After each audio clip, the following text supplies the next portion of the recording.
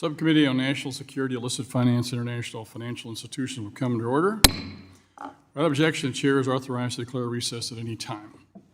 This hearing is entitled Restricting Rogue State Revenue, Strengthening Energy Sanctions on Russia, Iran, and Venezuela.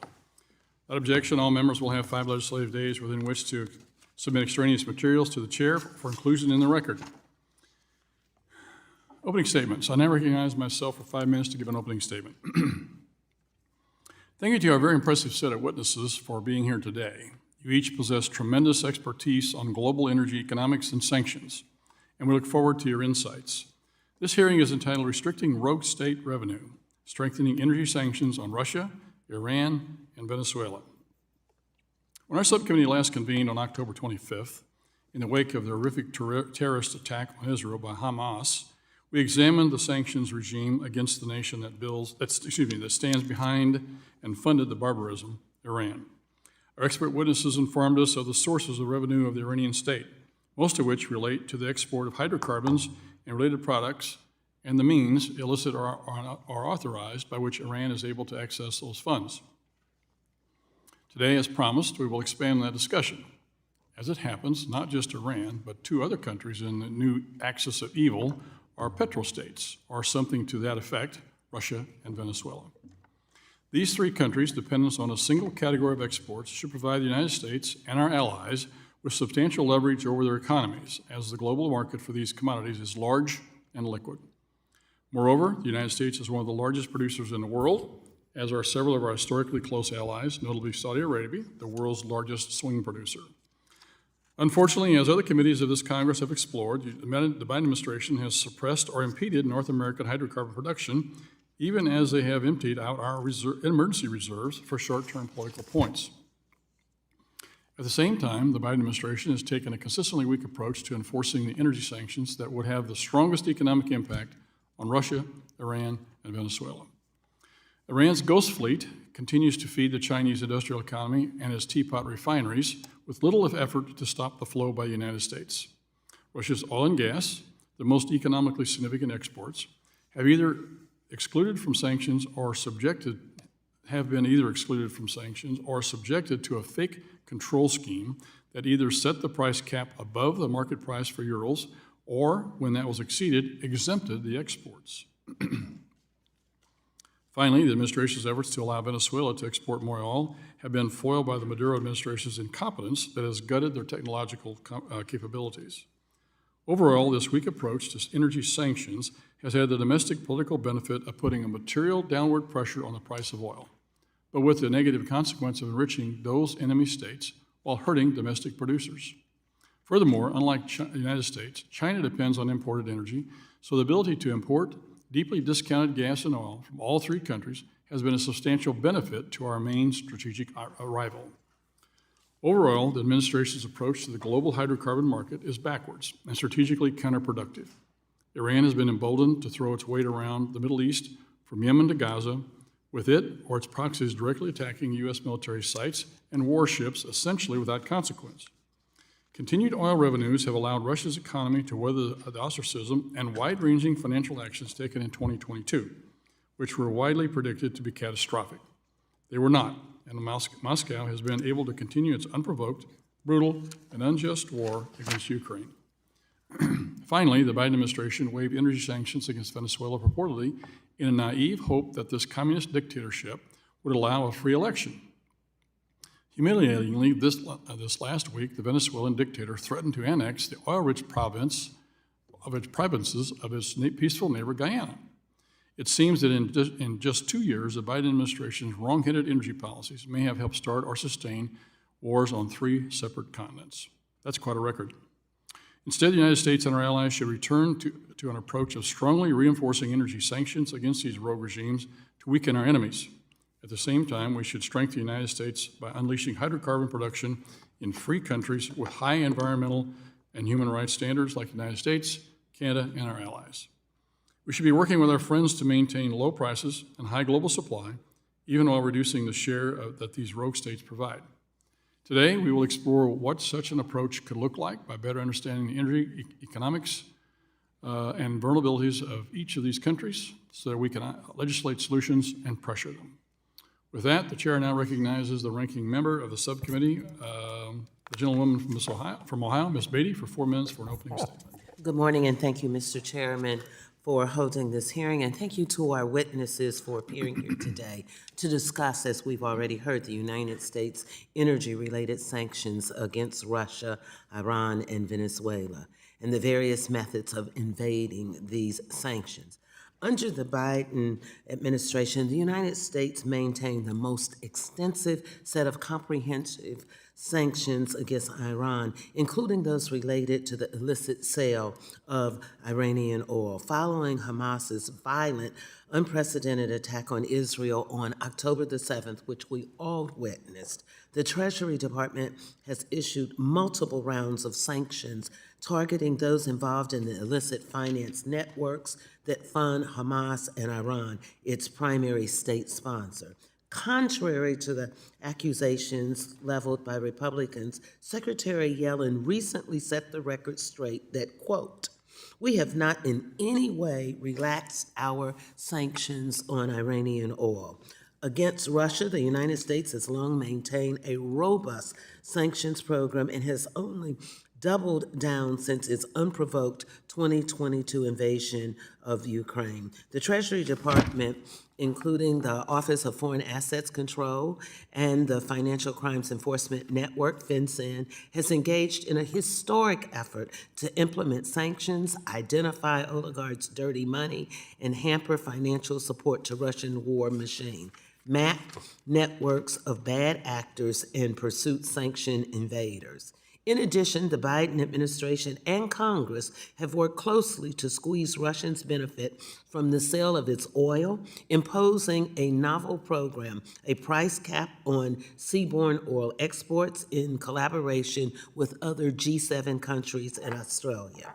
Secretary Yellen recently confirmed that the price cap on Russian oil has significantly reduced Russian revenue over the last 10 months while promoting stable energy markets.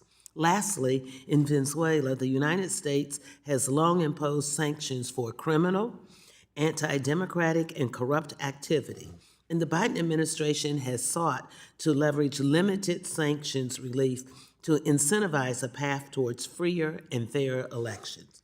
As we speak, our allies around the world are under attack, including Ukraine, which is set to run out of money in just a few weeks. Meanwhile, some of my colleagues across the aisle are holding aid to Israel and Ukraine hostage to push through their political agendas.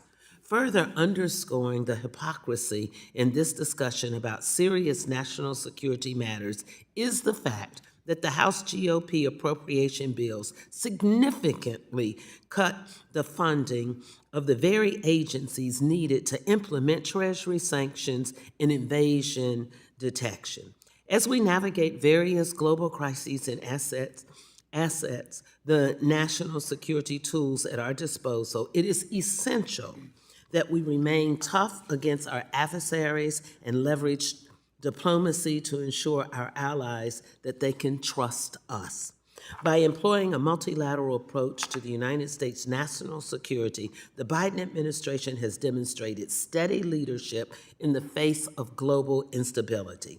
In tandem, congressional Democrats have taken legislative steps to prevent sanction evasions and eliminate vulnerabilities in our financial system. But with all that said, I look forward to continuing this important work and working together. Thank you again to our witnesses, and I look forward to your testimony. I yield back. Thank you. The gentlelady yields back. With that, we recognize the ranking member of the full committee, the gentlelady from California, Ms. Waters, for 1 minute. Thank you very much, Chairman Luetkemeyer and Ranking Member Beatty. We're here today to discuss how we can strengthen energy-related sanctions on Iran, Russia, and Venezuela in order to prevent them from funneling funds to terrorism and other harmful activities. But Republicans have proposed to slash funding for the very agencies responsible for sanctions enforcement by 30%. We cannot expect to have robust sanctions enforcement without robust funding for the agencies in charge of enforcement. Moreover, we cannot expect to be tough on Russia if we walk away from Ukraine. Not only would that hand a major victory to Vladimir Putin, it would embolden China's ambitions to invade Taiwan. So I urge my Republican colleagues to pass President Biden's supplemental package, and I yield back. The young lady yields back. With that, we'll begin the testimony of our witnesses. We thank each of you for being here today. Each of you will be recognized for 5 minutes to give an oral presentation of your testimony. Without objection, each of your written statements will be made part of the record. And with that, we'll go to introductions. The Honorable Marshal Billingsley. Mr. Billingsley is a senior fellow at the Hudson Institute. Welcome. Ms. Claire Jungman is Chief of Staff at United Against Nuclear Iran. Welcome. Dr. Anna Mikulska is a senior fellow at the Kleiman Center for Energy Policy at the University of Pennsylvania. Welcome. Mr. Ryan Berg is Director of the Americas Program at the Center for Strategic and International Studies. Welcome. And we welcome Mr. Adam Smith, who is a partner at Gibson, Dunn, and Crutcher. Again, as I mentioned, be sure you get the microphones right close to you. Each of you are recognized for 5 minutes. With that, we'll begin with Mr. Billingsley. You're recognized for 5 minutes for your oral remarks. Thank you, Chairman and Ranking Member. It's a pleasure to be here before your subcommittee to discuss this quite important set of issues. At the outset, I must say that autocratic regimes have for years tried to advance the narrative that sanctions, quote unquote, don't work for obvious reasons. And now some in Washington, D.C. are beginning to parrot their talking points. This is concerning. To say that sanctions don't or can't work would be incorrect, and it's an assertion that is completely at odds with the results we achieved during my tenure at the Department of the Treasury under President Trump. Sanctions do work when they are applied properly and enforced. Applied properly means, in my view, 5 things. First, as part of a broader strategy. Sanctions are not a substitute for strategy, but a complement. 2, not symbolic. Sanctions have an effect when the target has exposure to the global financial system, but conversely, when the target is unconnected, sanctions are little more than virtue signaling. They need to be applied comprehensively, without loopholes. Fourthly, they need to be accompanied by secondary sanctions to deter non-U.S. third parties who otherwise might be inclined to continue transaction with a sanctioned entity. And then finally, they have to be enforced through a mix of both civil and criminal penalties. As I mentioned under President Trump, all 5 of these criteria were met by our Iran and Venezuela efforts. I would parenthetically add our North Korea program as well. The effect on the energy-related revenue streams of the mullahs in Tehran and the murderous kleptocrat regime in Caracas was significant. Iranian crude oil production collapsed from 3.8 million barrels a day in 2018 when we started, down to 1.8 million by the time we left office. And their exports similarly crashed due to our efforts. They were exporting less than 400,000 barrels a day, and they had a huge number of cargo ships serving as floating storage because secondary sanctions were effectively deterring a number of countries, such as India and China, from buying. The corresponding effect on the Iranian regime's finances was equally dramatic. Iran's GDP shrank by 5% in 2018 and another 10% year over year in 2019. Inflation spiked, going up 10% to approximately 35% during this time frame, and the Iranian currency hit all-time lows. As its economy shrank and oil and tax revenues dried up, the regime found that its own budget was in disarray, its military spending took a huge hit, and although Qasem Soleimani, the head of the Quds Force at the time, fought aggressively to protect his terror financing, he too was forced to take major cuts. In fact, to make ends meet, the Quds Force resorted to its own oil smuggling efforts in collaboration with Hezbollah and Russia, and we disrupted a wide number of these schemes through law enforcement, intelligence, and Treasury action. The effect on Iran's terror network was notable. Although the best funded of Iran's proxies by far, Hassan Nasrallah, the head of Hezbollah, was forced to make major cutbacks in stipends for his members, and he repeatedly complained about us at the Treasury. He even started fundraising telethons in an effort to make up the losses in Iranian payments. In Venezuela, we saw a very similar pattern. Once we designated the central bank and all of the other major financial institutions and applied secondary sanctions to its oil trade, Venezuela's crude oil output dropped from 2.3 million barrels a day to just around 400,000 by the end of the Trump administration. Hyperinflation was rampant, and in 2018, the Venezuelan currency, the bolivar, became the least valued currency in circulation based on exchange rates. These results speak for themselves. They prove that sanctions can significantly impair the revenue of hostile energy-producing regimes, provided that the 5 principles I enumerated are followed. But here we are at the end of 2023. Iran's oil production has bounced back to a 5-year high, to between 3.1 and 3.3 million barrels a day. They're exporting 4 times as much crude and condensate today than they were when we left office. Hassan Nasrallah is no longer needing to conduct telethons. The Houthis are engaged in unprecedented ballistic cruise and drone strikes against both Israel and shipping in the Red Sea. Iranian-backed militias have conducted 92 attacks on U.S. servicemen in Iraq and Syria since October 17th, and we saw what an emboldened Hamas did on October 7th. In Venezuela, crude oil production has nearly doubled, up to a record high over the summer, nearly 800,000 barrels a day. And the Biden administration has now waived most of our energy sanctions, but what Maduro has decided to do, and thanks for that, is mass troops on the border of Guyana, threatening forcible annexation of the oil and mineral-rich Essequibo region. I also have a fair amount to comment on with regard to the Russia sanctions program. Suffice to say that I feel it has been largely ineffective because, again, it does not include the 5 criteria that I enumerated. I would be happy to address that in the questions and answers. Thank you, Chairman. Thank you, Ranking Member. Thank you for your testimony, Mr. Billingsley. Dr. Jungman, you're up next. Recognized for 5 minutes.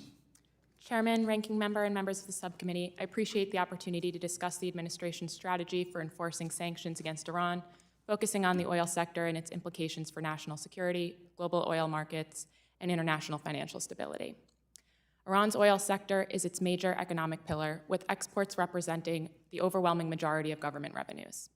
Because the Islamic Revolutionary Guard Corps, a U.S.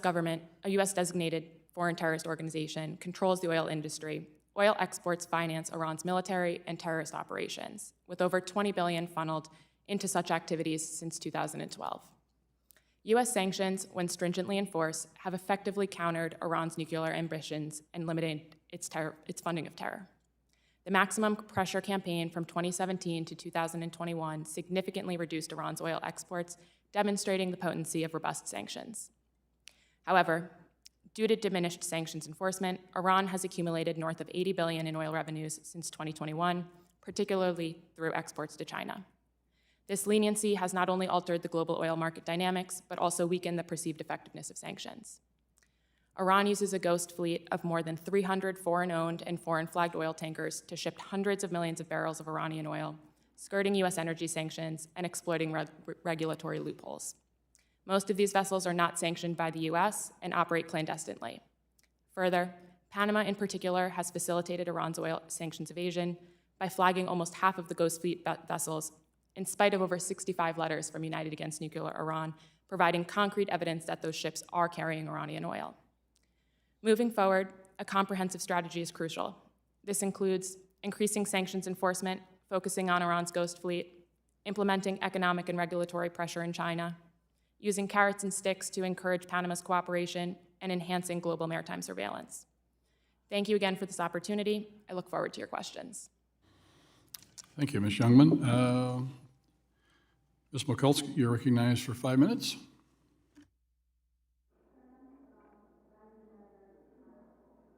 Hold on. Oh, still not on.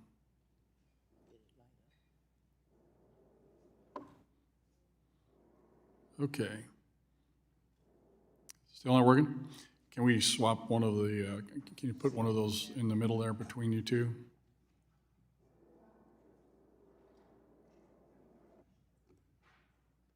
There we go. We'll get some technical support here in a second. Very good. Thank you. Okay. Okay, you're recognized for 5 minutes. Go ahead. As Ukrainian President Volodymyr Zelensky is on the Hill today to plead for military aid, we are about to discuss what's possibly second to that aid in pushing back against Putin. Economic sanctions, where properly applied and enforced, can be a useful tool of influence. Having lived in communist Poland under President Reagan's sanctions in the 80s, I should know. Sanctions generally prove most effective before they are applied. Once applied, the immediate effectiveness can be mitigated by various factors such as domestic policies, economic fluctuations, or geopolitical conditions. Absence of broad multilateral application or enforcement can further undermine their effectiveness.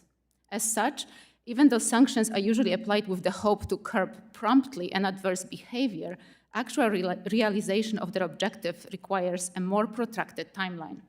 For petrostates, such as Russia, Venezuela, or Iran, sanctions targeting their energy exports have traditionally been employed with the objective of depriving these nations of revenues, thereby constraining their military capabilities and eroding the popularity of their governments. Admittedly, sanctions on Russian energy flows imposed after the 2022 invasion of Ukraine have produced mixed results. The reasons are complex.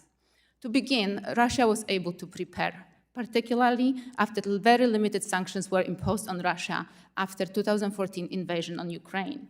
The country began to form more self-reliant financial system, domestic production, and self-sufficiency were the key.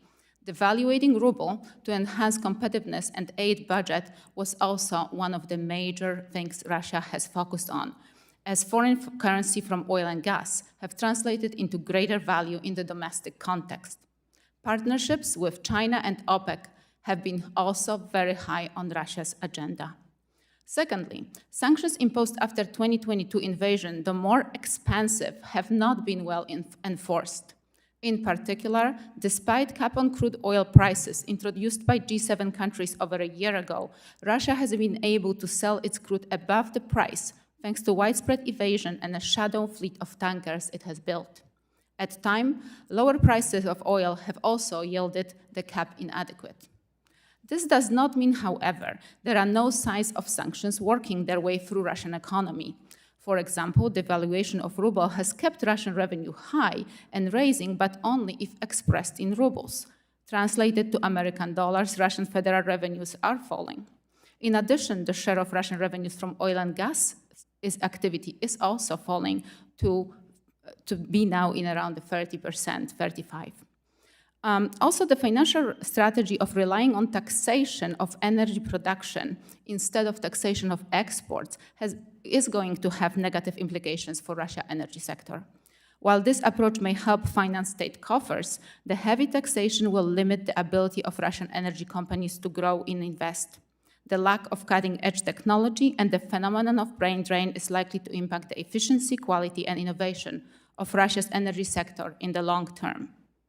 As of now, however, much also of Russian energy flows have not been sanctions.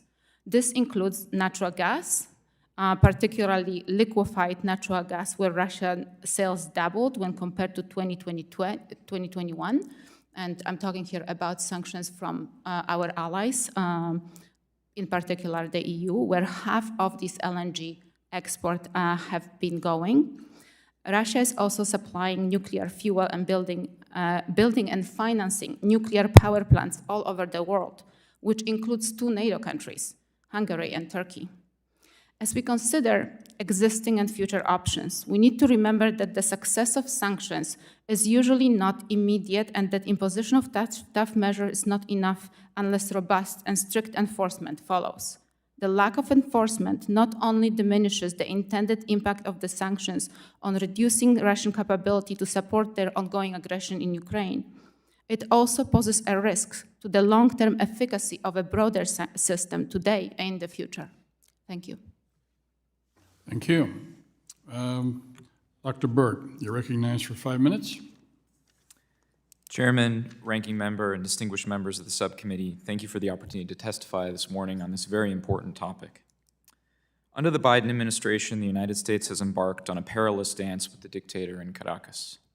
Absent a policy reboot, I worry that the next step in this caper with Nicolas Maduro could be strategic insolvency against an adversarial regime in our shared neighborhood.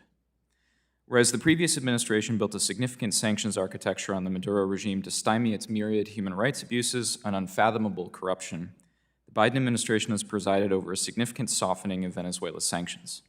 This is a major test of the administration's ability to reach what has been a bipartisan goal: freer and fairer presidential elections in Venezuela on a much longer road to full redemocratization.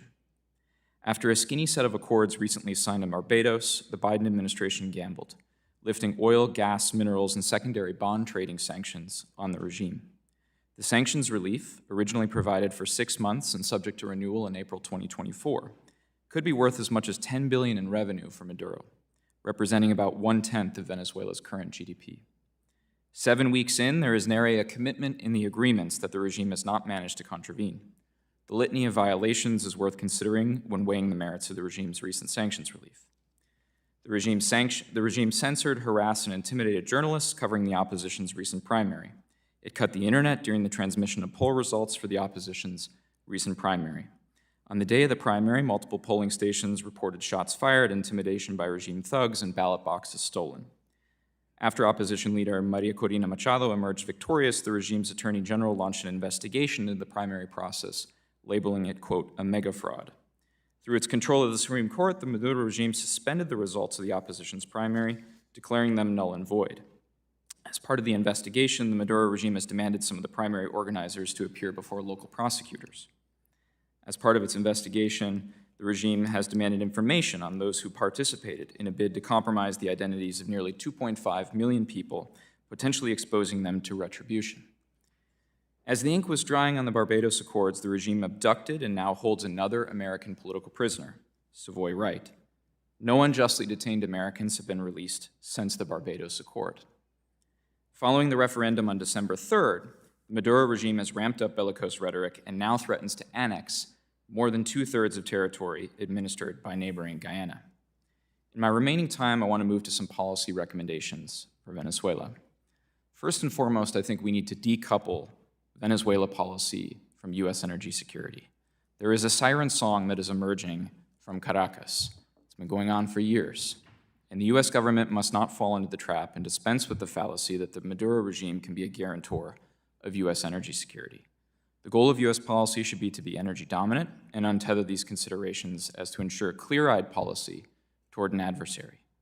A sanctions-free Venezuela has a marginal potential production increase, and it's only managed to increase its production in recent weeks by about 200,000 barrels of oil per day, which is negligible on the world stage. Further, the environmental crimes and the unfolding environmental catastrophe in Venezuela is of grave concern and makes us complicit in PDVSA's abysmal environmental record. Second, treat the U.S. government's word as sacred. After the signing of the Barbados Accords, the Biden administration threatened sanctions snapback. But without a willingness to pull the trigger, the regime is calling our bluff. To quote a recent Washington Post op-ed, quote, if the Secretary of State vows to take specific action by a specific date and then does not, the world will notice and assume the United States is not serious. Mr. Maduro undoubtedly will draw the same conclusion, that he can pocket the gains of sanction relief while not paying the price demanded by Mr. Blinken, and no one will do anything about it, close quote. Third, reboot sanctions policy on Venezuela and consider the Barbados Accords the erstwhile Barbados Accords. The U.S. government would be wise to reboot its sanctions policy with a focus on building leverage toward lifting bans on opposition candidates. U.S. strategy toward Venezuela must be guided by two clear goals. First is, as I said, the bipartisan goal of a freer and fairer election as the starting point for a long process of redemocratization. And second, and more immediately, Maria Corina Machado's ability to present herself as a candidate in the 2024 presidential election. The Biden administration thus far has struggled to leverage sanctions to see these two goals converge in Venezuela. And finally, recommit to sanctions enforcement. Even before the Biden administration's sanctions relief, the architecture on Maduro had stopped biting. Sanctions are only as good as their enforcement. Now, detractors normally point out the game of whack-a-mole that ensues, but a strong architecture is contingent upon creative and vigilant enforcement. Before, we knew all of the routes, the transshipment points, and when they were loading in Venezuela, and China was the top recipient of that sanctioned oil. With that, I yield, and I look forward to your questions. Thank you very much. Thank you, Dr. Berg. Mr. Smith, you're recognized for 5 minutes. Chairman, ranking member, members of the subcommittee, it's a pleasure to be here this morning. There is no question that Moscow, Tehran, Caracas continue to engage in activities that undermine national security. There's also no question that the regime's continued monetization of their energy resources is enabling them to do so. However, as I detail in my written testimony, the Biden administration can point to significant accomplishments in limiting the ability of these regimes to profit from their energy resources and to continue their destabilization in the manner they would prefer. However, given the reality of the continued behavior, more can and should be done. As I'll describe, in some cases, I argue that no new energy sanctions themselves are needed. Rather, enhanced enforcement of current measures and strengthened multilateral coordination may be the most effective way ahead. Before providing some suggestions on next steps for each of these regimes, I want to lay out 4 broader interests, much as Mr. Billingsley did, that I think we need to keep in mind as we consider our sanctions approaches. First, while recognizing the significant threats stemming from Caracas, Moscow, Tehran, we need to also recognize the enduring threats that emanate from outside these states, in particular China. This doesn't mean that sanctions on these regions cannot include Chinese entities. They can and they should. However, it does mean that we don't further our interests if we pursue sanction strategies that result in any currently fence-sitting states to rush into the arms of Beijing. Second, we must be conscious that any efforts to eliminate supply from these jurisdictions could result in supply and price shocks here at home and amongst our allies. Third, we've learned that multilateral sanctions measures are far more coercively effective than unilateral measures, especially when you're dealing with large economies like Russia.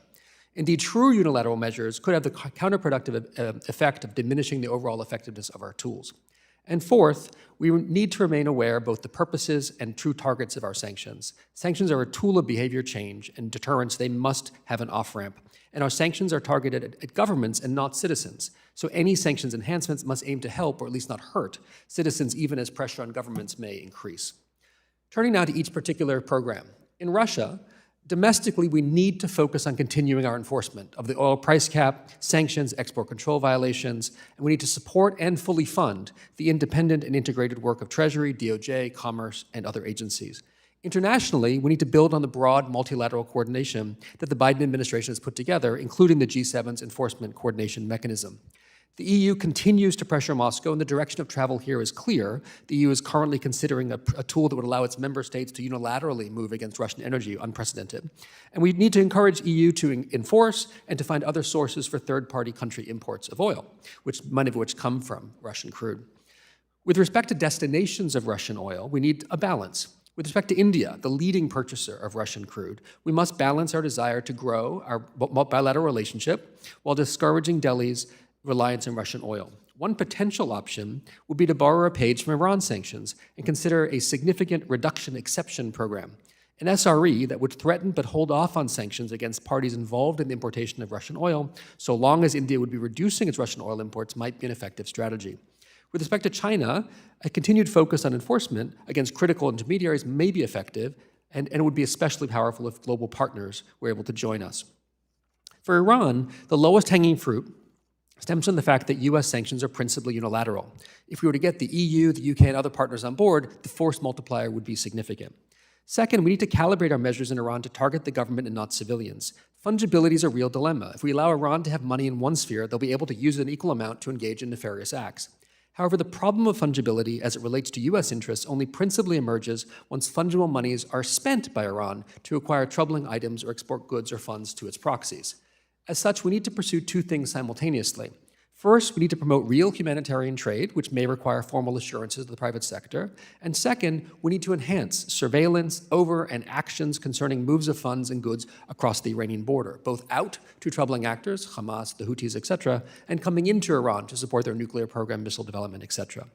On Venezuela, I argue that Venezuela is actually, Maduro is the weakest of the 3 leaders in question. And recently, sanctions have proven that we actually do have leverage. Even though there clearly have been slides from Maduro's promises, that leverage needs to sort of be engaged again. Maduro has proven amenable to some sort of quid pro quo of sanctions relief for some moves for democratization. In conclusion, we must remember that our policy with respect to these states is not to increase sanctions for their own sake. Sanctions are a means to our goal, which is, of course, to eliminate the ability of these states to exercise harm to our national security. And sanctions are only one tool in our policy arsenal, and alone they will be unlikely to achieve our objectives. However, when paired with broader efforts, military, intel, law enforcement, diplomatic, development, etc., and bringing on board our multilateral partners to do the same, sanctions can be a force multiplier and prove determinative. With that, thank you again, and I look forward to your questions. Thank you, Mr. Smith. We'll now turn to our member questions. The chair recognizes himself for 5 minutes. On November 30th, the oil cartel, OPEC, agreed to cut their oil production by around 1 million barrels a day to try and keep prices elevated. Saudi Arabia also agreed to extend the million barrel a day cut that it announced in June. Each of you talked a minute ago about the amount of oil that's coming out of each one of these three countries we're talking about today. Mr. Billingsley, would you comment on the effect that our lax sanctions, each one of you talked about sanctions need to be enforced more, that we're not doing enough. And Mr. Smith mentioned a minute ago that we seem to be unilaterally having sanctions with not much other help from other countries. So, Mr. Billingsley, would you like to comment on the effect of those lax sanctions with regards to the effect it has on global energy markets? And do you see a strategy behind that? Well, no, I don't see a coherent strategy. In the case of Iran, it has been lax enforcement. In the case of Venezuela, they've actually waived the sanctions, as Dr. Berg indicated. But when you consider the OPEC cut, or rather the continuation by the Saudis of their cut of 1 million barrels a day in Saudi production, well, that's more than made up for by the surges in production coming out of Iran and Venezuela together, to say nothing of Russia. So were we to simply clamp down on Venezuela and Iran to any great extent, there would be actually no reason for the Saudis to engage in a production cut to achieve the price effect that they're trying to have. We see a lot of things in the news about China talking to each one of these three countries a lot, especially with regards to oil. And there seems to be, as I recall, this spring, I think they signed an agreement, with Russia and with Iran, or some of the Middle Eastern countries anyway, to provide them more oil to shore up one of their, I think, two big weaknesses. Do you see all these three countries working with China in cohesion? Is there something that they're working together, or is this China working independently with each one of these three countries? Well, no, I think there are triangular activities that are occurring. Obviously, we all follow the Iranian-Russian relationship and their provision of drones to the Russians to attack Ukrainian civilians with, as well as their military. China and Russia's increasingly becoming a dependent state on China economically. If you look at the balance of trade shifts, China is increasingly dominant with regard to the Russian economy and its imports. But China has its own motivations in the Middle East in particular. As Xi Jinping grows increasingly threatening towards Taiwan, China's looking for every which mechanism to displace the United States and our influence in the region, which is why it really was a diplomatic fiasco to see them step in, they, the Chinese, to broker rapprochement between the Saudis and the Iranians. Because, of course, in the end, what Iran wants is unfettered and free-flowing access to Saudi oil in the event of a crisis. I sit on the China Task Force, so I'm kind of all things China anymore. And so I know, Ms. Jungman, you talked a little bit about the ghost fleet and enabling China to get access to a lot of this oil through Panamanian tankers. Would you like to elaborate on it a little bit and explain how we can find a way to curtail that activity, or is there a way to do that? Is Panama not working with us? Are they no longer a friend? I know China kind of has they either own or operate the Panama Canal now, if I'm not mistaken. They have a lot of interest in that. So can you give us how all that fits together? Yeah, absolutely. So we've seen Iranian oil exports to China increase over the last few years, 400 million barrels so far this year, 313 in 2022, 291 million in 2021. So every year, the number of barrels of Iranian oil to China is going up. And a big part of that is through the use of the Ghost Fleet. When United Against Nuclear Iran first started publishing our list of vessels involved in this type of activity, it was around 70 vessels. This list has grown to 364 as of our most recent 364 of Panamanian vessels? 364 vessels in the Ghost Fleet. Oh, in the Ghost, okay. 48% of those, though, are flagged by Panama. Oh my goodness. Yeah, almost half of the entire Ghost Fleet. And that's just looking at vessels transporting Iranian oil. If you added in vessels transporting Russian or Venezuelan, that number could be much higher. How do you think we can curtail that?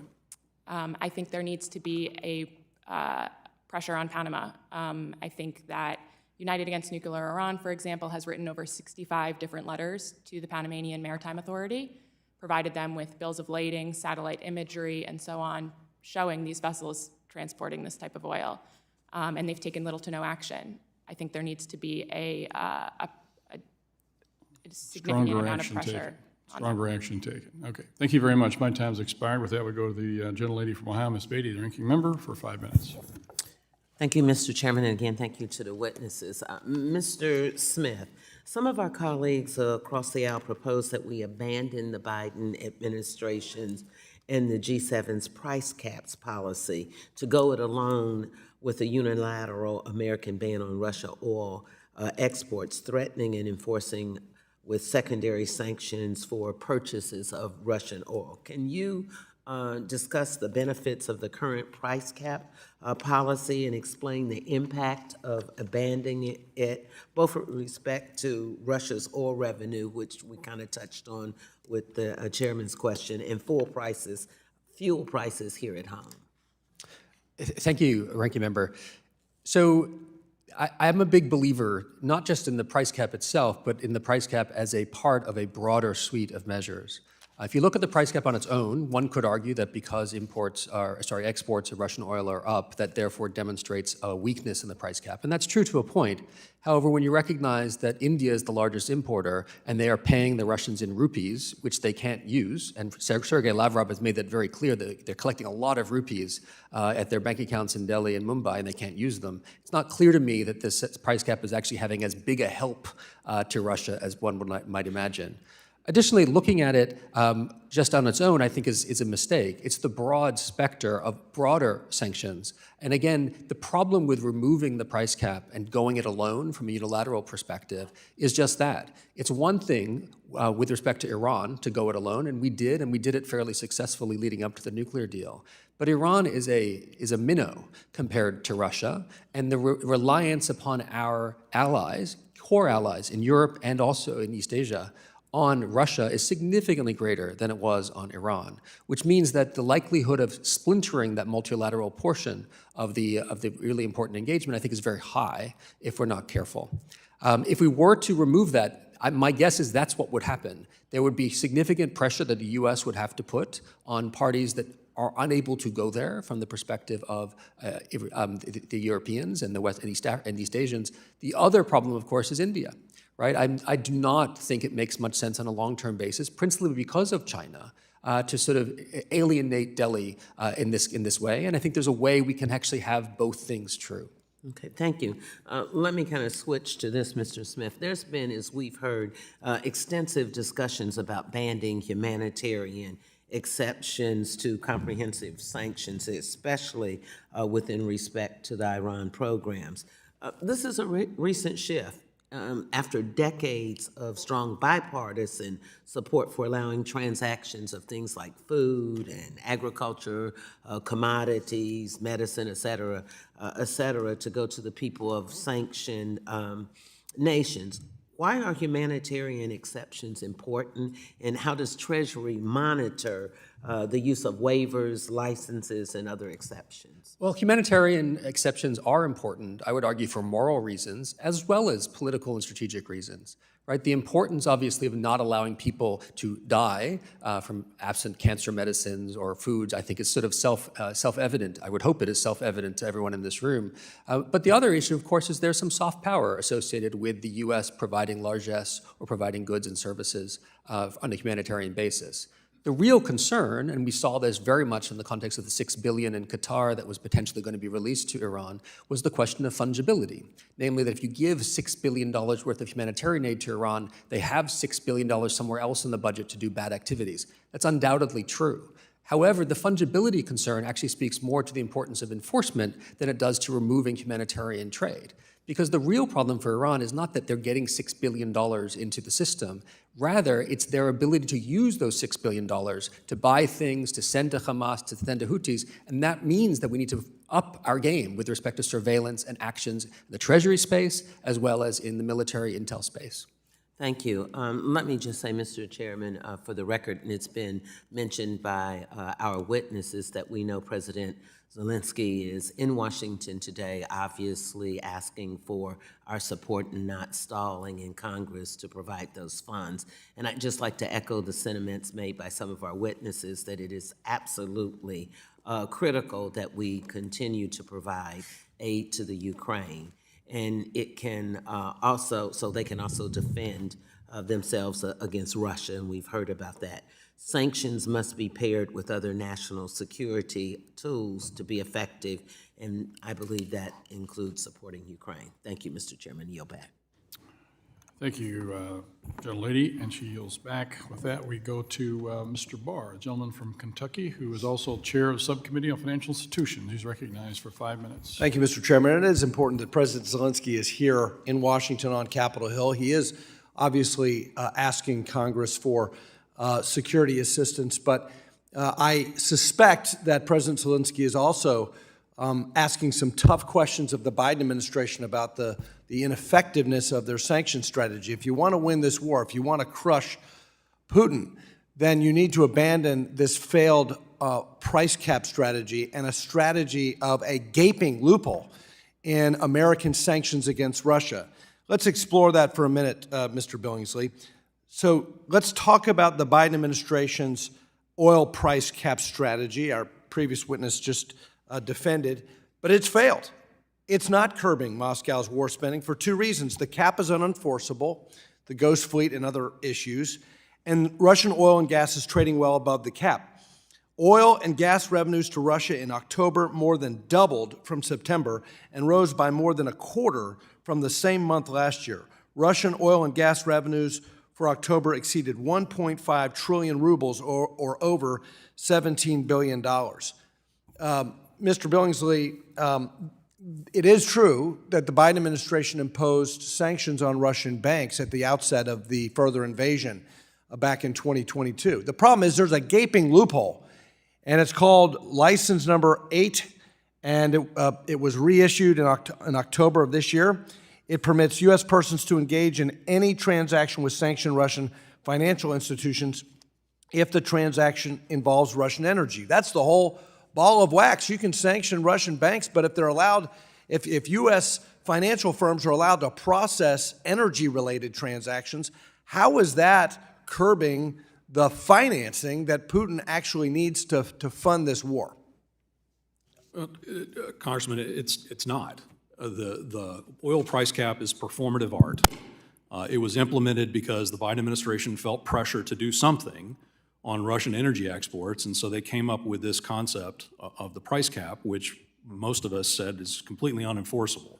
Not just because of the ghost fleet, but because of the evasion techniques that you can use. The Russians themselves have been buying increasing number of antiquated Greek vessels, and they're simply upcharging on the shipping side as opposed to charging above the price cap itself. Or there are trade-based money laundering schemes in effect which have separate contracts being let for other commodities to be routed through China into Russia.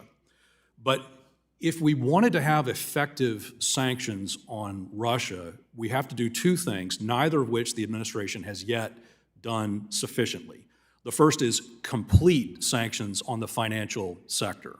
The Biden administration has only sanctioned, albeit a large number of Russian banks, but by no means all of the Russian banks are under U.S. sanctions.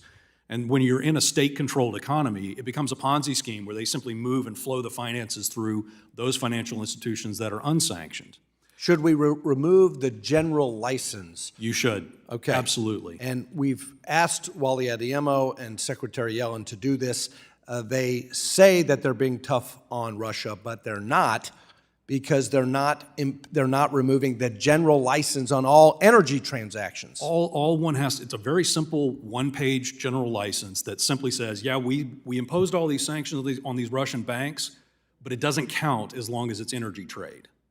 So they're signaling to the world, it's fine to transact with these sanctioned Russian banks as long as it's under the auspices of buying Russian oil.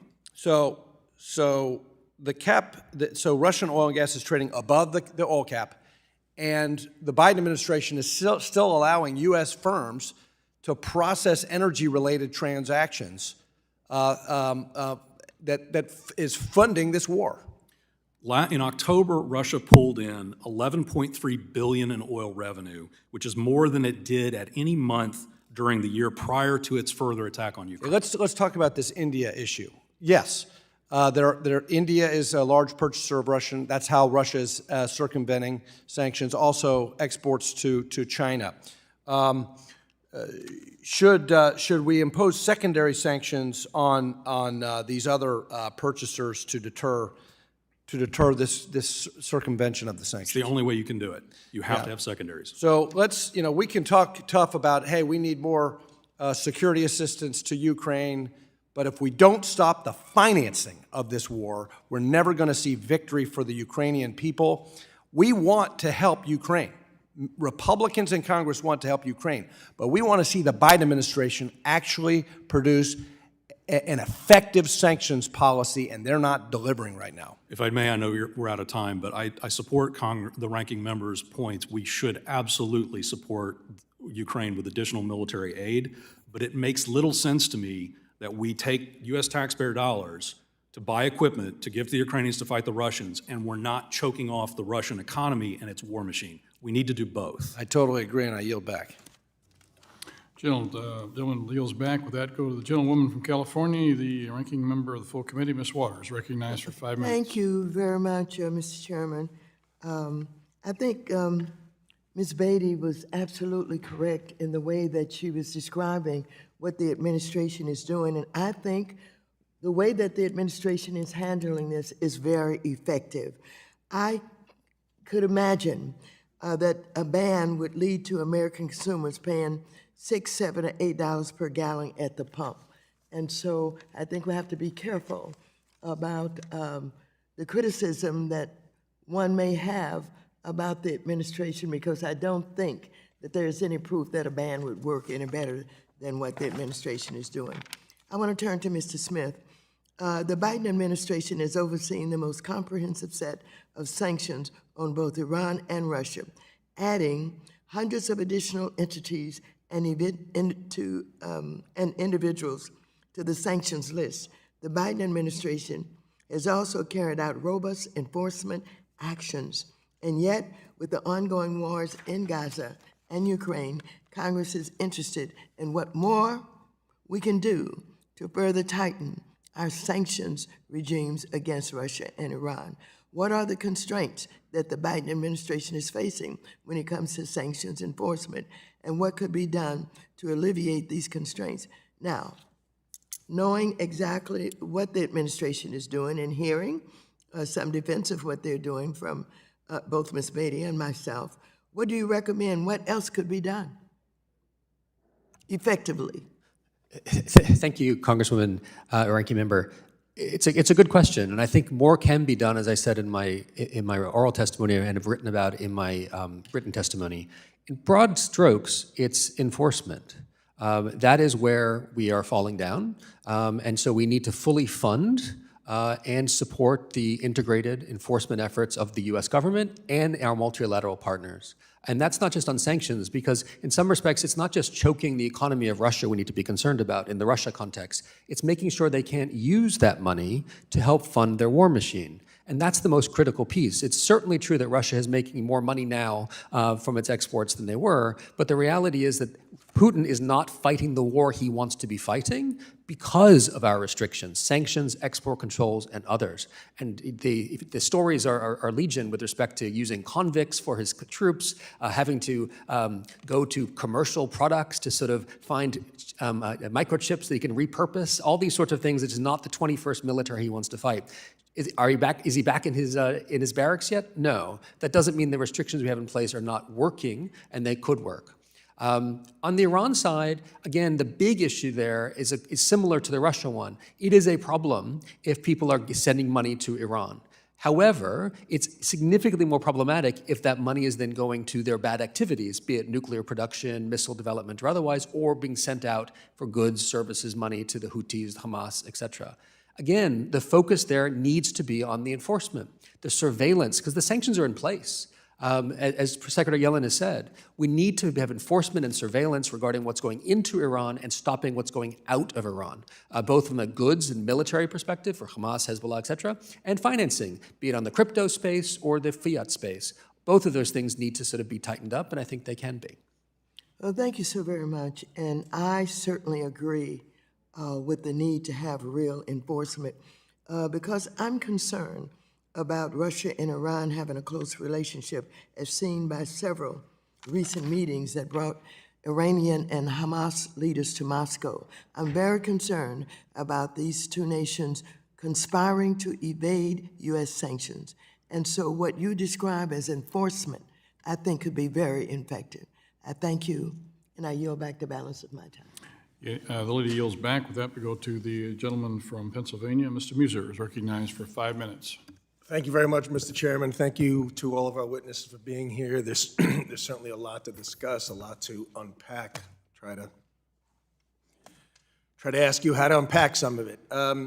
So the Biden administration's literally head-scratching approach of appeasement towards Iran and Venezuela, as well as others, is a significant departure from the previous administration's strategy. Frankly, I think we can all easily agree on that. The shift from a robust maximum pressure campaign against Iran to facilitating almost $100 billion in monetary waivers and oil sales.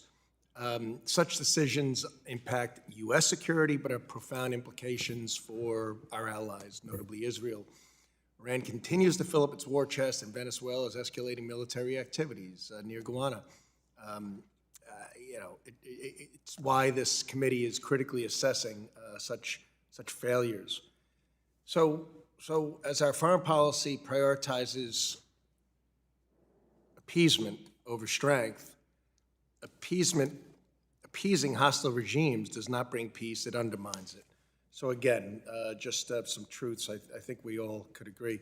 Mr. Billingsley, Trump administration did have a virtually maximum pressure campaign against Iran, which cut off approximately $80 billion in oil sales, leaving their cash coffers in the $4 billion range, where today it's near $100 billion since the Biden administration came in. So would a maximum pressure campaign, what do you think of the Biden administration's policy, and would resuming a maximum pressure campaign right now have the intended effects of minimizing Iran as the center of terrorist activities throughout the Middle East and the world? When we came to office, we found that Iran was flush with cash as a result of the JCPOA deal. And they were spreading that cash around quite freely to terrorist groups across the region and funding, and those terrorist groups funding cells all over the world, including in our own hemisphere here. So as we began the maximum pressure campaign and reimposed sanctions on the Iranian regime, we actually saw that cash dry up, and we saw a significant reduction in the capacity of these terrorist organizations to conduct operations and to actually engage in the kinds of activities to undermine our regional allies. So absolutely, I believe that we should reimpose, and we don't actually have to reimpose anything. We simply need to start enforcing the sanctions that President Biden was given by our administration. Do you think this was the main reason, main catalyst, main level of funding and support, which has caused the chaos that exists in the Middle East and between Hamas and Hezbollah and the Houthis and God knows who else? They all clearly feel emboldened, but make no mistake, Congressman, their instructions, their orders come from Tehran. Right. So this whole thing with Iran proxy, we might as well just say Iran when we're referencing it. Ms. Jungman, what do you think Iran's doing with all of this extra cash that they're getting from selling their oil throughout the world, and particularly to China? I thank you for your question. Absolutely. I mean, I agree with my colleagues here who have said, we have the sanctions on the books, they need to be enforced. And without that enforcement, Iran's able to accumulate revenue, as we've discussed, $80 billion, and this money is being used to fund its nuclear program, terrorist proxies, and so on. We need to enforce these sanctions. We need to crack down on the ghost fleet. and Panama's facilitation of these vessels involved as well. On to Venezuela, Dr. Berg. So again, I'm using the word appeasement often because that seems to be the ideology and the approach. Was the handling of Venezuela the right approach? They seem pretty emboldened. Your thoughts on the Venezuela situation? Thanks very much, Congressman, for that question.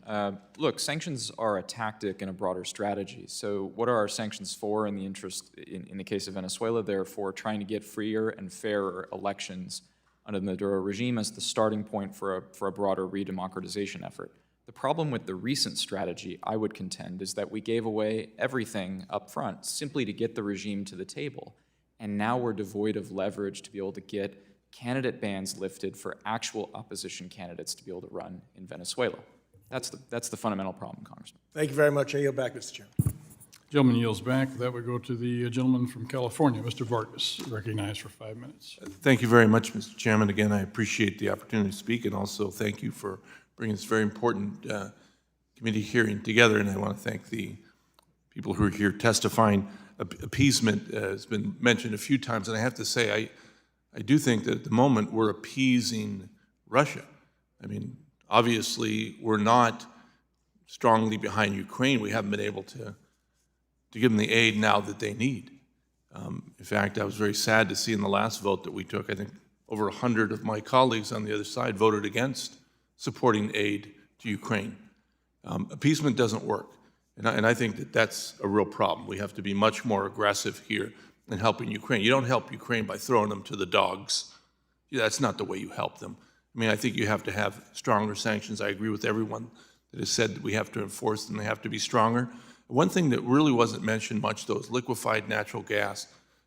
We obviously see that there's less natural gas going into the EU from Russia, through pipelines, but now you have an increase in LNG. And we don't do much about that, of course, obviously, because of the strategy that Merkel and others had. But what can we do there? I mean, again, I look at that and I say that's a real problem. We are doing more in the sense of sending more LNG ourselves, but what can we do? That's a real problem. If you talk about money, money's fungible, and they're getting a lot of money from LNG. Anyone want to take a crack at that? Mr. Berg, Dr. Berg, you seem like you're anxious to take a crack at that. Go ahead, sir. Congressman, I think this question would probably better be directed at my colleague Anna, who actually mentioned liquefied natural gas in her opening statement. Happy to direct it towards her. You just seemed anxious at the bit. Well, it's an interesting and very important part of the equation. In fact, between 2021 and today, Russian liquefied natural gas exports have doubled, and half of this goes to Europe. Europe does not sanction any flows of natural gas from Russia, besides a couple of countries that refuse to pay in rubles for those flows, and that's going to be Poland and Bulgaria. Otherwise, whatever gas flows to Europe from Russia, Europe is taking. For liquefied natural gas, it's actually quite interesting because most of it is being produced by what's called an independent Russian company, if any company, especially energy company in Russia, could be independent. And I think that's what a lot of companies and countries are hanging onto in justifying their imports of natural gas or transshipments. So allowing Russian tankers from Arctic to basically change to move the liquefied natural gas to less expensive vessels to send them further out. This is a serious problem because what we basically do is we are financing or we are allowing, I'm talking about US but our allies as well, for Russian company to grow and to still claim it is a regular market actor. I doubt it in many ways, and we've seen already UCOS, which was a private company, but very quickly became a public company when Putin decided it's not in the interest of Russian state. So that's... Thank you again. I appreciate it, because I do think that this is a big issue that we haven't looked at. We have to. The other thing that was talked about quite a bit here, and I have interest in this, is the ghost fleet. I mean, obviously, that's very, very problematic, and 48% of it Being from Panama, Mr. Smith, you've been shaking your head. What can we do further there to discourage this or to end it? I mean, we shouldn't have these ghost fleets flying around there or sailing around there, creating these problems. No, agreed. And one of the reasons for this is not just sanctions and enforcement, but ghost fleets are often moribund, unsafe, non-environmental. There are accidents waiting to happen. And they're often not insured. In fact, by definition, they're not insured by the major insurers. And so that's a real risk. And so the reality, though, is that they are ghost fleets and they are, broadly speaking, off the radar. But how can we enforce something against them if they are ghosts? I mean, they're ghosts, but they're not really ghosts. You can see them, they're there. Exactly. They're not actually ghosts. And so there's still a way for them to be attached to the non-ghost world, be it insurance, be it infrastructure or otherwise. And again, it's focusing on the intermediaries that are not ghosts, right? That are actually in the real economy. That's going to be the way forward. Well, we need to go after, my time is up here. I apologize for interrupting you. No. But again, I appreciate you being here and everyone else. And thank you, and I yield back, Mr. Chairman. Thank you. Gentleman yields back. I'm sure we now know all about ghosts. The gentlelady from California, Ms. Kim, is recognized for 5 minutes. Thank you, Chairman Luetkemeyer. I want to thank our witnesses for being with us today. As sanctions evasion tactics evolve for rogue countries like Iran and Russia, many of our witnesses have described how U.S. enforcement efforts on sanctions require new sanctions on new entities. The brutal and senseless attacks on October 7th by Hamas is a stark reminder that we cannot relent the pressure of sanctions on the Ayatollah regime. Ms. Jungman, as noted in your testimony, it seems that the Biden administration has relaxed the enforcement of sanctions on Iranian oil. So can you tell us which countries have the most to gain from a lax enforcement of sanctions on oil produced in rogue countries like Russia and Iran? Thank you for your question. So the country that's benefiting most from this lax sanctions enforcement is China. China's able to purchase cheap oil, not just from Iran, but also from Venezuela and Russia as well. And its economy benefits from that, while other countries have higher oil prices and gas prices as a result. So the main benefiter here is China. As you said, the Chinese imports of sanctioned Iranian oil are running at the highest level in at least a decade. Other reports say that about 80% of Iranian crude exports go to China. It seems these so-called Chinese teapots, which are small refineries like Iran's oil at a discount, are part of the problem. According to Reuters, Chinese teapots have been top buyers of Venezuelan oil since 2019, and these teapot refineries are being used as a way to circumvent the U.S. sanctions on oil produced in Iran, Venezuela, and Russia. So, Ms. Jungman, again, in your testimony, you lay out recommendations to disincentivize the use of Chinese teapot refineries. Can you tell us if the Biden administration has taken any actions to reduce the flow of sanctioned oil into teapot refineries based in China? As of today, I don't believe they've taken any efforts to reduce the oil sales into China, specifically targeting entities in China. We need to be sanctioning the Chinese banks, the companies involved in this trade, and, like you mentioned, the teapots, which are responsible for importing almost all Iranian oil and restricting their access to the U.S. financial system. Can you please elaborate on your recommendations to reduce the imports of sanctioned oil into these teapot refineries? As I mentioned in my testimony, Panama flags 48% of these vessels. Panama should be a U.S. ally. Panama is a U.S. ally. Why are we not putting more pressure on Panama to reduce the vessels involved in this type of activity?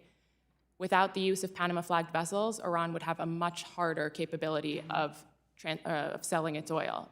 Again, 48% is being transported, 48% is flagged by Panama, and Iranian oil is being used and shipped on these vessels. So if we were able to, restrict tariffs on Panamanian goods entering the U.S. market, for example, is one reason. Put the pressure on Panama.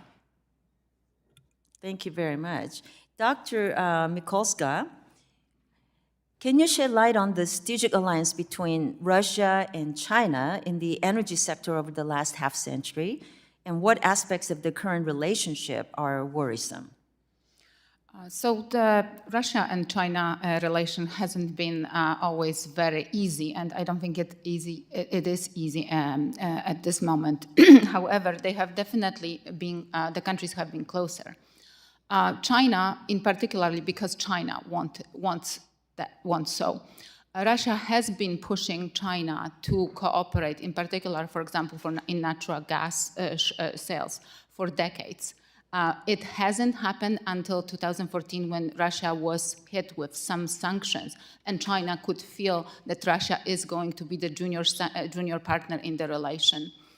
So that's how the relation is basically now going, with Russia becoming even more impacted with sanctions, even more reliant on China, including new potential pipelines. Do you see if there are any gaps that additional U.S. sanctions could potentially help mitigate? I think if we enforce U.S. sanctions to a greater extent, even if China is able to bring more gas or more oil, that market is going to be smaller. And by definition, there is going to be more competition among the rogue state for that market, which means Venezuela, Iran, and Russia will have compete for the same markets, and that prevents them working together. So that's something that we could think of as we contemplate sanctions on each and single one of those countries. Thank you, Chairman. I yield back. Gentlelady's time has expired. That would go to the gentleman from North Carolina, Mr. Nichols, recognized for 5 minutes. Morning, everyone. Thank you, Chairman Luetkemeyer, Ranking Member Beatty, for convening this important hearing today. I want to thank our distinguished panel of witnesses for spending your time with us here. Today, we're diving into a topic of great significance, the art of restricting rogue state revenue, with a focus on strengthening our energy sanctions concerning Russia, Iran, and Venezuela. But before we continue, I want to address the pressing issue facing the U.S. Congress, our support for our allies in Ukraine and Israel. President Zelensky is with us in the Congress today, and the Congress needs to act. The inaction of the pro-Russia faction of the Republican conference, while I believe a minority of the conference, is set to be a truly dark stain on the United States, this Congress. We need to stand with Ukraine, especially right now, and support for Ukraine is in our national interest. And to my colleagues who bring up the cost of containing an aggressive Russia around the globe will be 100 times higher if we do nothing and gift wrap Ukraine to Vladimir Putin over this holiday season. So I want to encourage my Republican colleagues to bring the bill to a floor, bring a clean vote, a bill to allow us to support our allies in Ukraine and Israel. The battle here in support of democracies is one of the defining issues of this Congress, and we have to act. But I want to dive into our questions on the topic we're here to talk about today. Dr. Mikulska, I want to start with you. Iran's energy sector is the heart of its economy, the oil revenue, its lifeblood. How effective have our sanctions on Iran's energy industry been so far, and have they put a dent in Iran's ability to fund their various regional activities? I think this is going to be more of a question for Mr. Jungman, since I'm focusing on Russia in general, if I can. Do you want to address that? Sure, I'm happy to. So sanctions have not been, or sanctions need to be enforced to reduce Iranian oil exports. They have not been over the last few years, and as a result, Iran has been able to accumulate over $80 billion worth of oil revenue, and that's a conservative figure. So again, not effective as of the last few years in comparison to previous administrations. Congressman, if I could add, today Iran is exporting more than 4 times the amount of crude oil than the day that President Biden took office, just as a reference check. Thanks. Dr. Berg, next question to you. I recently went to Colombia as part of a CODEL with, led by Congressman Pfluger. We did Brazil, Colombia, Panama, but certainly, you know, the whole visit was defined by Venezuela and the huge influx of immigrants fleeing that oppressive regime, many of them heading to the U.S. border. I got to see firsthand that huge volume of people coming up through the Darien Gap in Panama. Certainly no friend to that regime. We need regime change, but Venezuela's energy sector has certainly seen better days, partly thanks to our sanctions and restrictions. Can you paint us a picture of the current state of affairs in Venezuela's energy industry, and what's the collateral damage these sanctions have caused, and what can we do to balance our foreign policy objectives while addressing those humanitarian concerns? Well, thanks very much, Congressman, for that question. Currently, on the oil production side of things, Venezuela produces around 800,000 barrels of oil per day. Most experts will tell you that the ceiling, absent a massive capital infusion and a concerted effort to repair a lot of the dilapidated infrastructure in that country, is 1 million barrels of oil per day. Far cry from the heyday of more than 3 million barrels of oil per day at its height in 1998. So Venezuela has done quite a bit, even before U.S. sanctions came into play, to destroy its own oil production capacity. I do think, however, that we need to sever this idea or sunder this idea that just lifting sanctions will all of a sudden see fewer Venezuelan migrants at the border. I do agree with you, Congressman, that we have seen a torrent of migration out of Venezuela, and it mostly has to do with the regime type. It mostly has to do with the fact that this is an incredibly repressive regime that sits in the docket of the International Criminal Court pending an allegation of crimes against humanity. About 8 million or so have left the country. That's a tremendous number. It's the largest out-migration in the world absent a conflict context, right? And that outflow begins in 2014, 2015, again, well before U.S. sanctions even come into play. So I do think we need to get rid of this idea that somehow just lifting the sanctions we're going to see fewer Venezuelan migrants. As you mentioned in your question, it's the regime type. It's the lack of freedoms in the country. And I do worry that another rigged election could be one of those trigger points in 2024 where we see, again, further out-migration. Thanks. I've exceeded my time. I'll follow up in writing. I yield back. Gentleman yields back. With that, we go to the gentleman from Georgia, Mr. Loudermilk, is recognized for 5 minutes. Well, thank you, Mr. Chairman, and thanks to all of our witnesses for being here today. On September 11th of this year, 22 years after a foreign terrorist organization carried out the deadliest attack on U.S. soil since Pearl Harbor, the Biden administration granted sanction waiver allowing one of the largest state sponsors of terrorism to access $6 billion in oil revenue with another $10 billion up for consideration. A month later, Iranian-linked terrorists claimed the lives of more than 1,200 innocent Israelis. Just days after that attack in Israel, it was reported that the Biden administration would ease sanctions on Venezuela's oil sector. A few months later, the Venezuelan regime seems poised to invade its sovereign neighbor, Guyana, to claim their oil fields. It appears a pattern is starting to emerge, revealing one thing which should have been obvious to the current administration: easing sanctions to appease dictators and terrorists does not work. Dr. Berg, under the terms of the new General License Agreement, oil and gas exports to Iran and Russia are prohibited. Does the Office of Foreign Asset Control track oil shipments out of Venezuela to enforce this provision? Thanks for the question, Congressman. It is questionable given the fact that even before the current sanctions lift on Venezuela, enforcement was incredibly lax. As I mentioned in my opening remarks, we knew the routes, we knew how much, we knew exactly when and where. They weren't even trying in terms of creative evasion techniques to get around our sanctions. They used to use ghost ships, as has been a focus of this hearing. They used to use what's called spoofing in their AIS transponders, which is saying that they're in one location when they're really in another. They used to do ship-to-ship transfers at high sea. Now they simply go into the Jose port in Venezuela and sail right on out of there in front of everybody to see. So my contention is that enforcement had slipped drastically even before this recent sanction. So what enforcement authorities does OFAC have? Well, By the terms of the new arrangement, License 43 and 44, the regime has re-entered international oil and gas markets.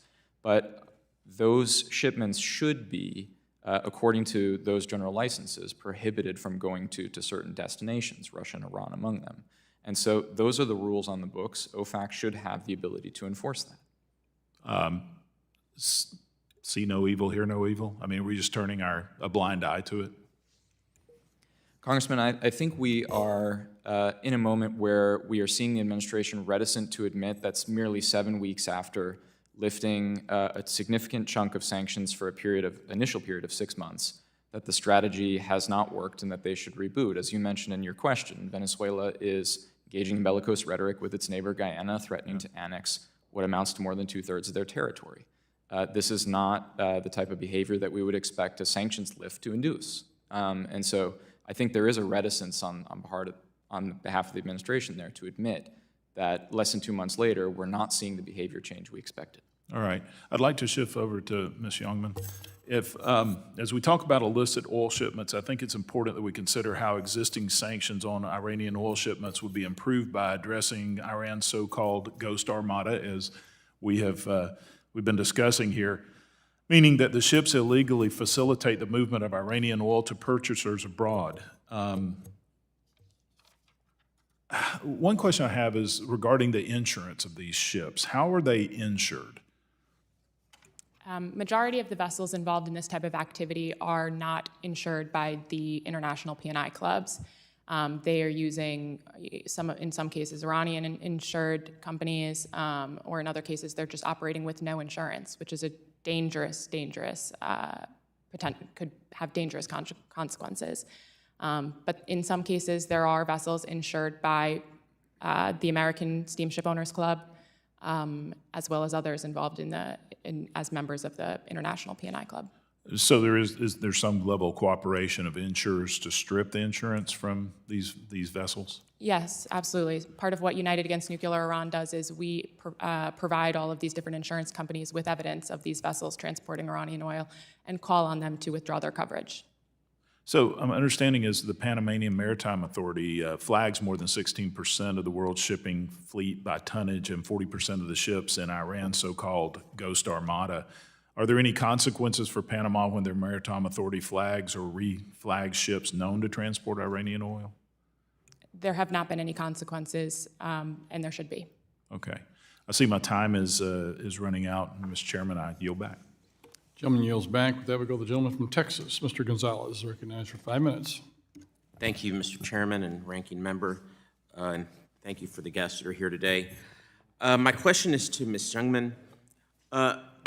As you know, the last administration withdrew the United States from the Joint Comprehensive Plan of Action, commonly known as the Iranian nuclear deal, believing that as a singular nation, our ability to sanction were more powerful than the multilateral plan.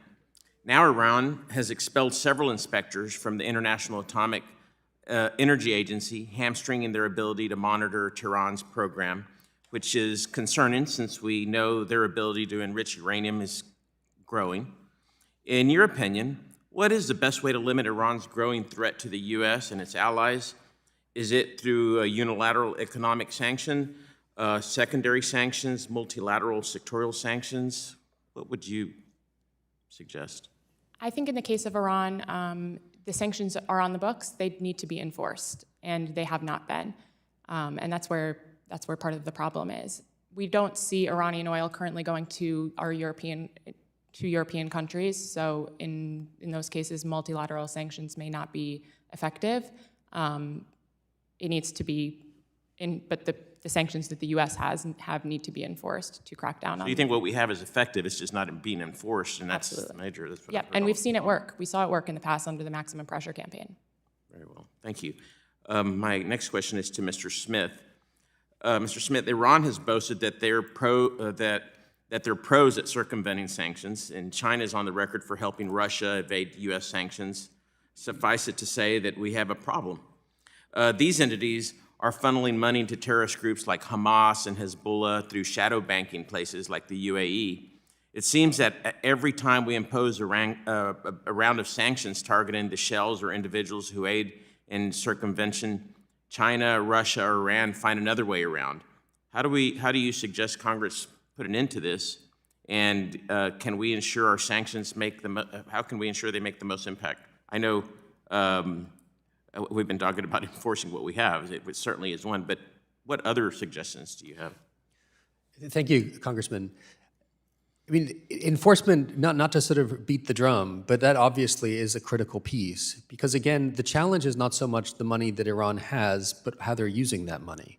And so enforcement and surveillance of how they're using it and going to these shadow banking environments, be it in the Gulf or in places like Turkey, those are the places I think we need to sort of engage and make sure that they are all aware of what's happening in their systems. We had a good experience when I was at Treasury many years ago, engaging with many of these same jurisdictions, and we got good uptake with respect to their own concerns. Because at the end of the day, the shadow banks are one thing, but the jurisdictions in which they live, they want to be seen as legitimate and reasonable and responsible parts of the international financial community. So I do think there's leverage there so that they can make sure that they remain as such and not be subjected to restrictions or even reputational harm if their entire systems are sort of overtaken by these shadow entities. Yeah, so engage in some of these third countries. Indeed. And Dr. Berg, do you believe lifting sanctions as a reward for good behavior and the subsequent threat of reimposing them as a means for deterrence is an effective strategy? Congressman, thanks for the question. To characterize Venezuela's strategy over the last 2 administrations, I think the goal was to get to a freer and fair election, and sanctions are just a tactic in that overall broader strategy. So how the 2 administrations have gone about it, of course, differ dramatically, but I think that's been a broadly shared bipartisan goal with deep buy-in here on the Hill as well. I would argue that the flaw in the current approach, Congressman, is that we've given away too much at the start. We gave away too much to get to the regime to the table, and now we're devoid of any sort of leverage to be able to get them to lift those candidate bans that arbitrarily prevent them from facing any real opposition in the election. We've got a woman who's got incredible enthusiasm, Maria Corina Machado, who won 92% of the vote in the opposition's primary. The opposition's primary drove more people to the voting booth than the regime's ploy this past weekend to get Venezuelans to vote for the annexation of Guyana, and yet she's unable to run for president in the 2024 elections. We've got to find a way to use our sanctions to make her an eligible candidate. I think that's the key to this whole puzzle. I can't agree more. Thank you so much, and I yield back. Gentleman yields back. With that, we'll go to the gentleman from Iowa. Mr. Nunn is recognized for 5 minutes. Thank you very much, Chairman Luetkemeyer, for scheduling this timely hearing, and to all of you who have just a deep level of expertise here.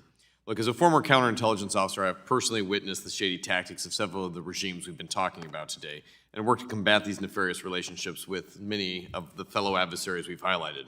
Their tactics, as we've highlighted, are not new, but our ability to respond to them must continue to evolve. Today, we hold this hearing to inform policy proposals and determine the best course of action to prevent illegal oil exports from our largest adversaries. Clearly, the sanctions and the oil price caps imposed by the Biden administration are not working, with both Israel and Russia reporting more profits from oil sales than ever before these wars began. So let's get started. Mr. Billingsley, I've led a bill called the Stop Terrorism and Illicit Financing Location Exploitation Act, or the STIFLE Act, which I'm proud to be leading with Ranking Member Beatty. Attached to this hearing would require the Treasury to look at the implementation of different forms of precise locations of tracking instead of relying on traditional IP addresses, which have been used since 1974, and as we've all highlighted, are easily spoofed and manipulated. As we've seen recently, over 98% of blocked compliance transactions from Iran had non-Iranian IP addresses, 97% for those in Syria, and 85% of those blocked in Palestine. It's time for the Treasury to start implementing new sanctions technology and not continuing to rely on something that was last used during the late days of the Ford administration. Given your experience as a former Treasury Assistant Secretary for Terrorist Financing, our largest foreign adversaries are using sophisticated technology to circumvent sanctions that we've discussed today. Would you agree with this? Yes, we're not keeping pace. Would this STIFLE Act that myself and the ranking member on the Democratic side have introduced to lead financing institutions to more accurately choose geolocation forms that help prevent money laundering by these terrorist organizations be a step in the right direction? I appreciate your staff gave me the chance to look at the bill last night, so I gave it a read. I think it's definitely headed in the right direction. I might offer, for jurisdictional reasons, I understand the way it is framed. Ultimately, I would say within TFI, you might want to make this the obligation of the Assistant Secretary for Intelligence, OIA, for the Office of Intelligence Analysis, to prepare that assessment that you call for. But you would, I would suggest, may want to then have my former job evaluate whether or not the intelligence community is following through and providing the actionable intelligence necessary to disrupt these activities. As you may know, within the Treasury, the international effector is TFFC, is terrorist financing and financial crimes. So they're ultimately the customer of the intelligence community who needs to furnish much better, much more comprehensive lead information on who these bad actors are. Mr. Billingsley, that's excellent, and I appreciate that feedback. It helps us get both to the point where we're collecting and assessing correct on the intelligence side, as then being able to implement effectively on the holding them accountable side. Which leads me directly to Ms. Jungman. I want to speak specifically to this oil situation that we've reviewed with Iran. Is it true that China is the leading buyer of illicit Iranian oil? Yes, it is, 72%. Is it true that Iran sales have increased nearly 400% since 2020? Yes. Is it also true that in the last 2 years, Iran has added $80 billion to its coffee from the sale of illegal oil that's then transferred on to Hamas, Hezbollah, Houthi rebels, other terrorist groups? That's correct, and it's a conservative figure. So from that, I want to talk about the clearest challenge that we have is not just stopping the exportation of this, but how this oil is being transferred out of Iran to these buyers. Is this being provided by an armada of literally ghost ships that are no longer being tracked or able to intercept? Yes, it's they're being transported on what's called the Ghost Fleet. And the Ghost Fleet got that term not because of actually ghosts, but because they are using discrete or different methods to try to evade the sanctions, such as ship-to-ship transfers, manipulating their transponders, flag hopping.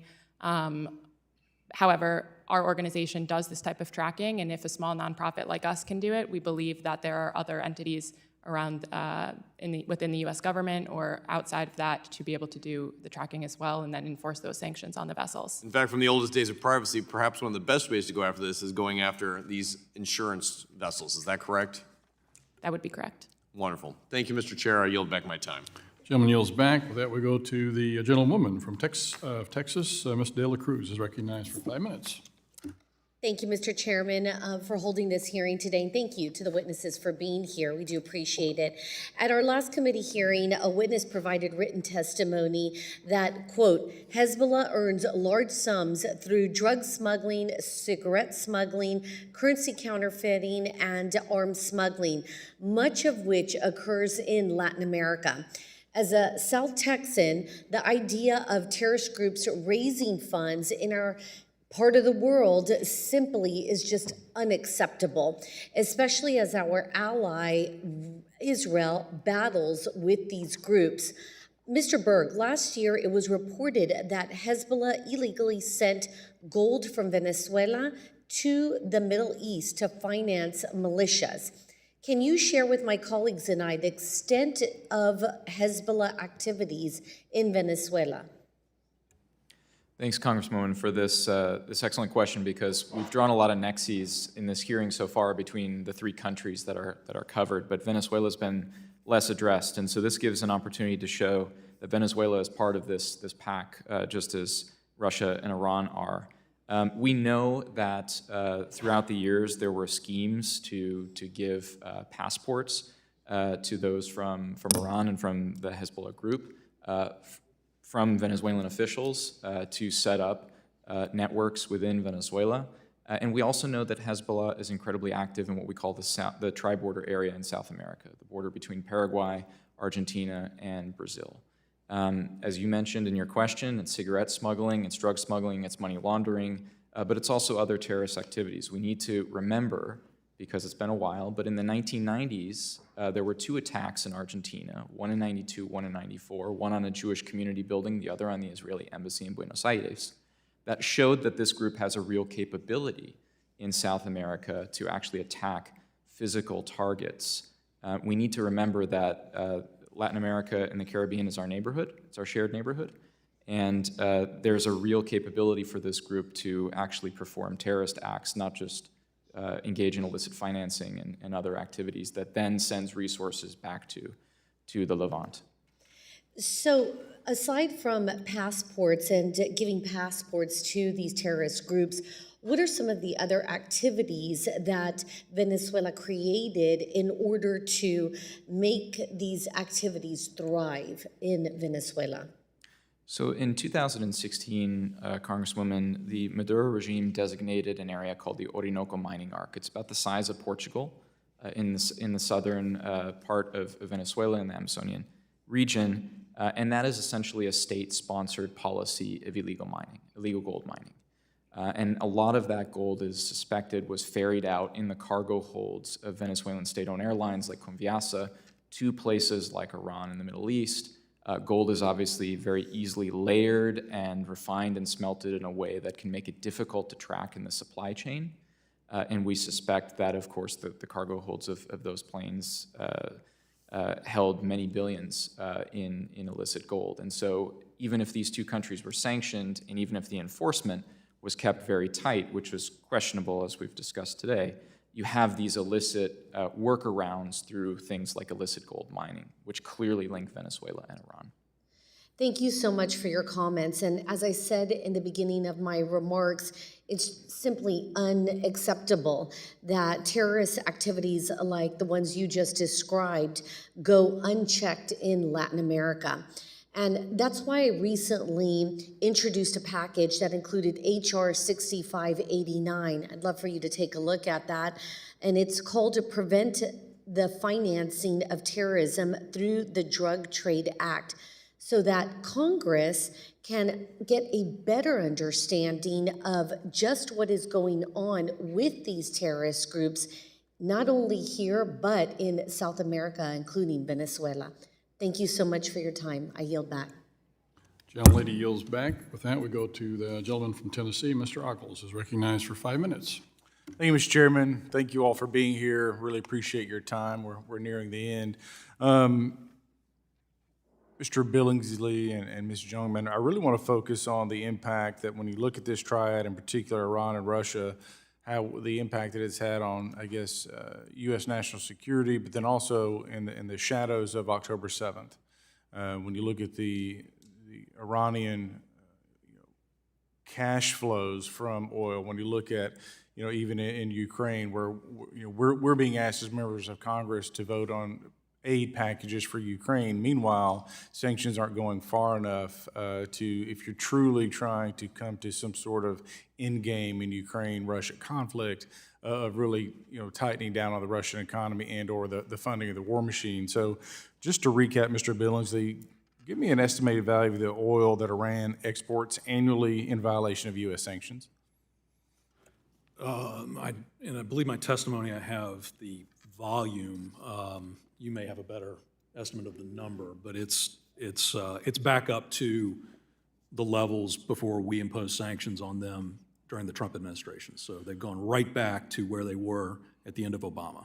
Is it fair to say that the monies that Iran is generating through the sale of oil is flowing its way back into, obviously, the Middle East and around the world, but specifically to fund terrorism?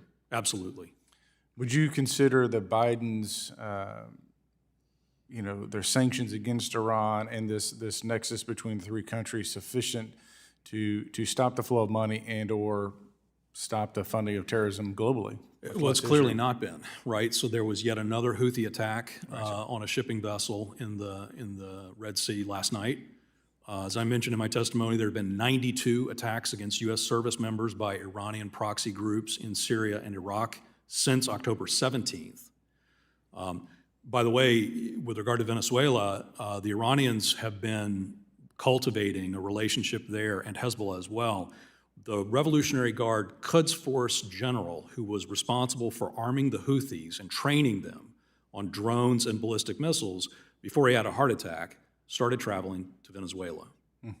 That, and by the way, those drones and those missiles, if they are ultimately supplied to the Venezuelan regime, will have South Texas in range.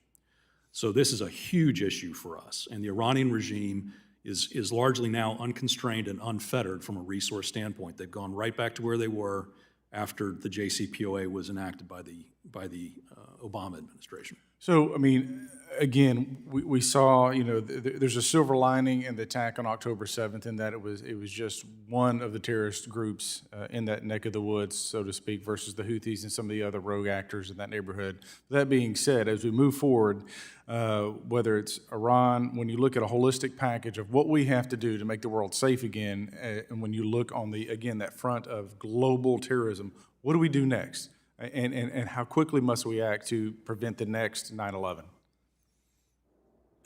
I'll give you a chance to jump in. We need to come down incredibly hard on the Iranian economy, and we need to support the protesters who are still there protesting for their rights. This is a regime that is the foremost sponsor of terrorism in the world, and they will not change their spots under any circumstance. Ms. Jungman, would you like to jump in here rather quickly? Sure. So as we've all talked about, enforcement of sanctions is essential, but I would also like to add that funding support to the Department of Homeland Security's Homeland Security Investigation Office would also be essential. The Iran Sanctions Enforcement Act would provide seed funding for HSI to be able to do physical interdictions of these vessels carrying Iranian oil, and then that reinforces the effectiveness of sanctions.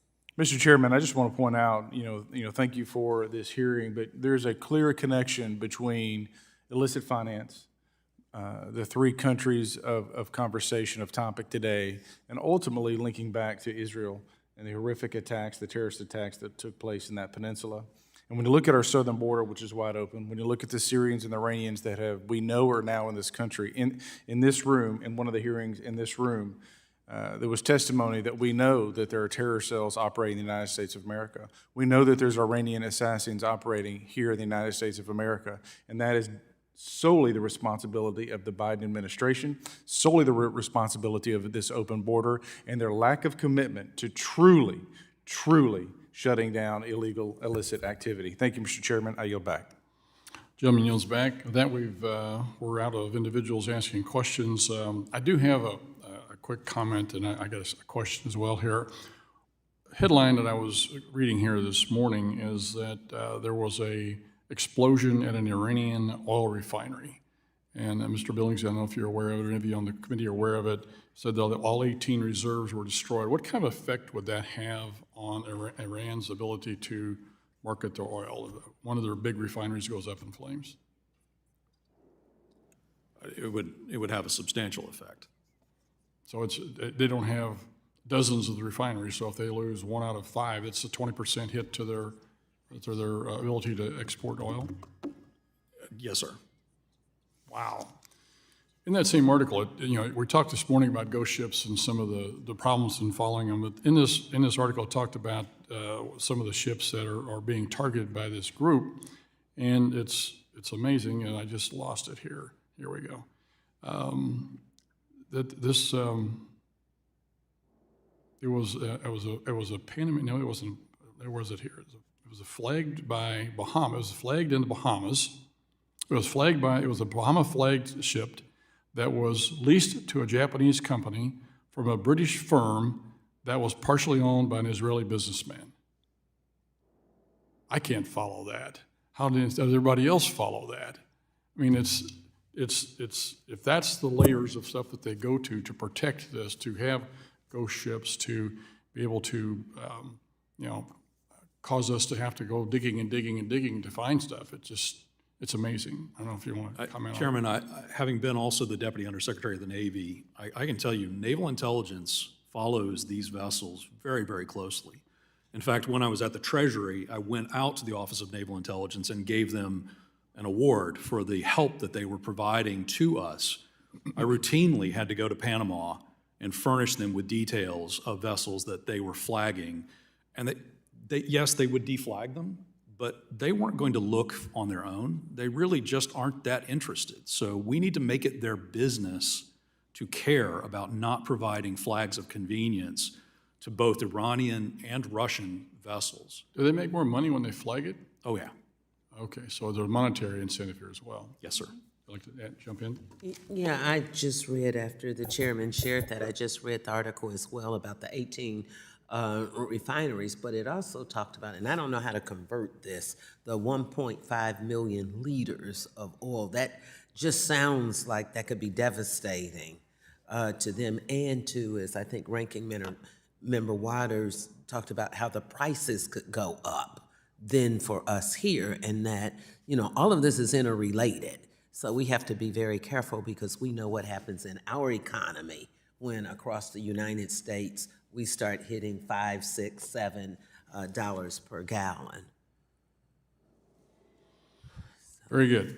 Okay, I'd like to thank our witnesses for being here today. It was a great hearing, and you guys did a great job of articulating a lot of information for us. We thank you for that.